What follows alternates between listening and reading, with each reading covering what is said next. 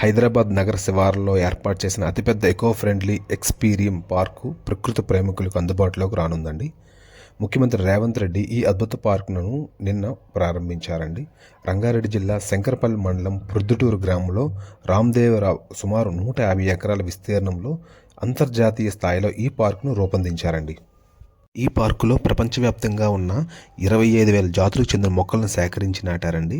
Argentina, Uruguay, Mexico, South America, Spain, Italy, Australia, Thailand, Indonesia, Malaysia వంటి అనేక దేశాల నుంచి అరుదైన మొక్కలు, చెట్లు, రకాల స్టోన్స్, అందమైన శిలను జాగ్రత్తగా సేకరించి ఈ పార్కులో పెట్టడం జరిగిందండి. ఈ పార్కులో ఏర్పాటు చేసిన ఇండియాలోని అతిపెద్ద హంపీ థియేటర్ సుమారు 1,500 మంది కూర్చునే సామర్థ్యాన్ని కలిగి ఉందండి. అలాగే 30 అడుగుల ఎత్తులో 20 స్టెయిన్లెస్ స్టీల్ శిల్పాలను ప్రత్యేక ఆకర్షణగా రూపొందించారండి.